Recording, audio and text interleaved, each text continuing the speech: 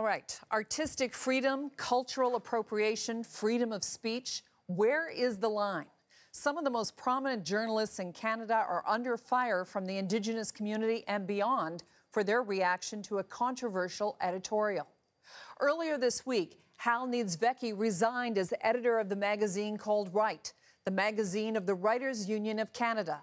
The last edition was dedicated completely to Indigenous writers. But in his opening editorial, Hal wrote a column called Winning the Appropriation Prize, a column in which he dismissed the idea of cultural appropriation, and what's more, he said this: "In my opinion, anyone, anywhere should be encouraged to imagine other peoples, other cultures, other identities. I'd go so far as to say that there should even be an award for doing so, the Appropriation Prize for Best Book, by an author who writes about people who aren't even remotely like him or her."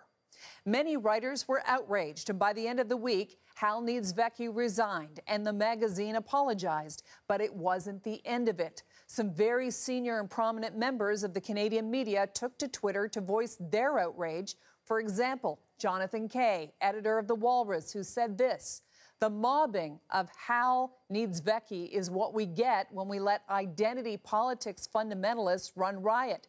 Sad and shameful." Others tweeted their support and even went so far as to donate money to start an Appropriation Prize fund, including CBC executive Steve Latorante, we have to say.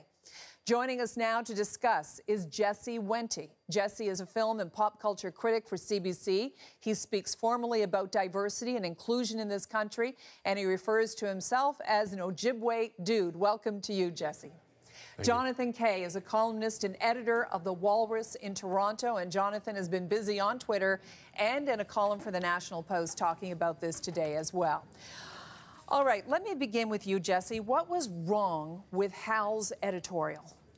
I think the main issue I had, and I think many others did, was not so much the notion that other writers can imagine or write or create about other worlds. In fact, I would say we should encourage it. But that doesn't mean you can create it without critique. And that also means that, especially when in reference to Indigenous people, we have to acknowledge that there's a history of appropriation, that appropriation is institutionalized in Canada, not just cultural appropriation, but appropriation of land, of our lives, that this is the very foundation of what Canada is based on, including laws that were written specifically to enforce cultural appropriation, that banned our ceremonies, banned our stories, enabled the stealing of our cultural artifacts to be positioned in museums, that silenced our voice, that in context and in the same moment, while we were being put into residential schools, we were being isolated from the larger communities. And this manifests itself now with a media that is woefully lacking in inclusion, that is ill-prepared to actually have these debates, that doesn't have representatives, especially at the highest levels, as so pointed out. And my issue ultimately with the original column is that it called for the overclass for white writers to imagine. It didn't actually call for the elevation of actual Indigenous voices. That is actual inclusion. The other is appropriation. Okay, let me bring that to Jonathan Kay. But first, Jonathan, let me ask you, when you wrote that initial tweet, what was it? What were you reacting to? I was actually reacting to the statements that were made by the Writers' Union itself and their equity task force, which I found completely over the top, and an effort to shame the outgoing editor. If you looked at their official statements, it was just, I really found it was excessively strident, and they were trying to distance themselves from the outgoing editor in a way that it's like they were trying to humiliate him. That's what I objected to. And what's interesting is that the critiques I've seen of what the outgoing editor wrote by people like Jesse and others since then have actually been a lot more thoughtful. And I thought Jesse just put the case against appropriation in the best possible context. But what did you mean when you said the mob, let me just get that board again, the mobbing of Hal Beckys is what we get when we let identity politics fundamentalists run riot? What does that mean? Well, if you read the report from the Equity Task Force of TWUC, the Writers Union, what they say is they say this is an example of racism, this is malign behavior. Yeah, they say there are barriers faced by Indigenous and other racialized writers, and that you dismissed, meaning Hal Beckys dismissed those barriers, and they called for the article to be retracted. Well, they went well beyond that. They wanted 3 full issues of strictly Indigenous material, which, look, it was the laundry list of demands that you often get in situations like this. What I objected to was the way it treated the outgoing editor as if he had said something that was akin to sort of neo-Nazi propaganda. Personally, I actually didn't like the column he wrote. I thought it was too flippant about a serious subject, and it is true that it was insulting, given that the issue itself was about Indigenous writers. It was insulting to write that kind of flip column as an editor's note, and I acknowledge it as much as my National Post article today. I just didn't think it was right to treat him as a sort of hate criminal for defending the idea of universalism in writing. Jesse, what's your reaction that he was treated like a hate criminal? Well, I think that's an absurd assertion and a conflation in terms to win a rhetorical argument for Mr. Kay. I mean, did you read the Equity Task Force report? Yes, sir, I did. Okay, well, there was all sorts of language that essentially said that he was hate-mongering, and which I think was way over the top. And you read the report. You've seen that language. Yeah. Do you think it was over the top? No, and I think we have to understand, if we're going to start correcting language, let's look at some of the historical language that continues to be used to position Indigenous people in this way. You know, the consequences ultimately of someone writing this column isn't what this ultimate issue is about. It's about the culture that creates the opinions and the continued appropriation and oppression of Indigenous people on our own land. And these are very serious issues, and the reality is that what happened on Twitter with all of these very senior members of Canadian media was glib. Offering to pay a fund. Okay. Was extremely glib, and we cannot disassociate or disconnect the appropriation of culture, the loss of Indigenous voice, with what is physically happening to us on this land. Carol, my community has been without drinking water for 15 years. And I wonder if there were senior Indigenous journalists in all of these locations, if the dialogue around some of the issues facing my community on a daily basis wouldn't have been elevated in the dialogue so that I don't have to sit here and have this dialogue today with Mr. Kay. There are many institutions in this country, in fact, almost all of them, that have a duty and an obligation in this manner. They have all profited from the oppression and the silencing of Indigenous voices, including the one you and I are sitting in right now today.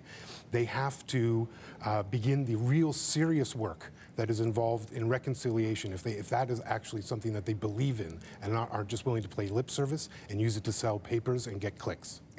Jonathan, what's your reaction to that and what we've seen online? So many Indigenous writers and others saying this is an example of what the industry gatekeepers, the white industry gatekeepers, we've seen that line, like yourself, have really think in the back of their mind. Well, first of all, I thank you for clarifying that I didn't actually offer money online for this satirical appropriation prize. There was a group of writers who did that.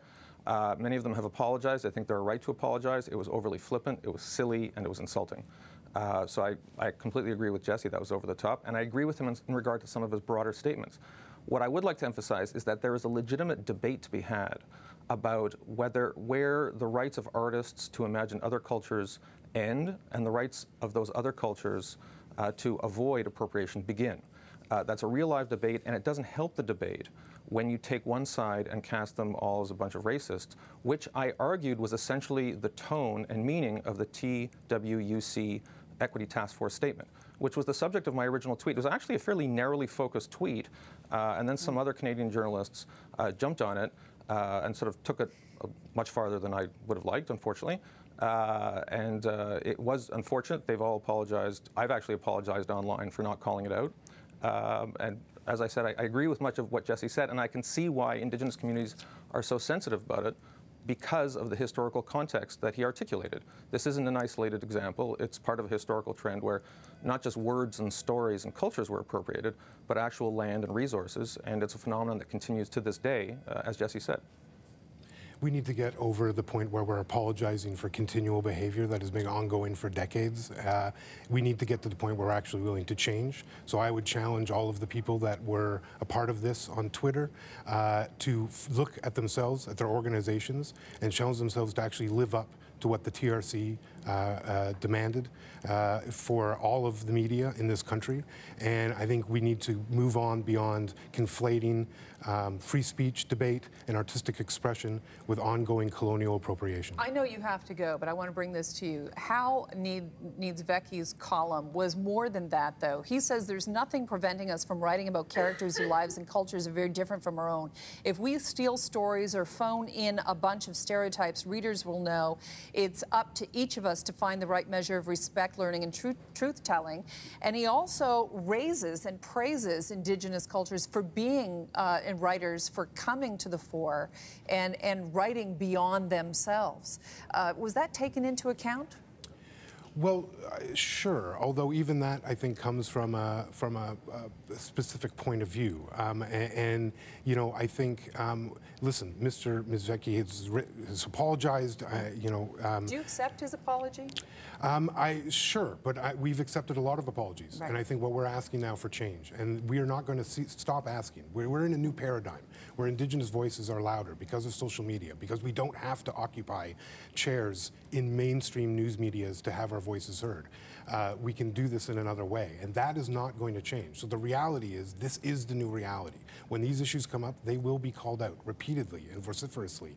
And if Canada and the people of Canada actually want to move and change in this debate, they need to listen and consider their actions, and consider that the actions that we do now, Carol, will be the actions that our children and our grandchildren will be discussing and living with millennia from now.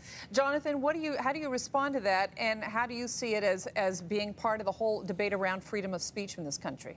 Well, I can assure Jesse that when I get together with other editors, this is it's probably the first subject that comes up, is diversity in the media. If media panels here in Toronto and elsewhere in Canada, CJAF and other organizations, it's often the very first topic editors talk about in the room. This is a debate that's relatively new. It's probably started in the last 10 years, but it's ongoing and it's vigorous, and I think it's probably taken a step forward because of the unfortunate incident that unfolded on social media. It's something more people are talking about thanks to people like Jesse. And by the way, I'd like to commend Jesse, who has conducted himself extremely graciously on social media. Not everybody has done so on both sides of the argument, and I think a little bit more civility would do everyone a lot of good, because there is a valid debate to be had between the right of artists to conceive any culture and the rights of those cultures to protect themselves from appropriation.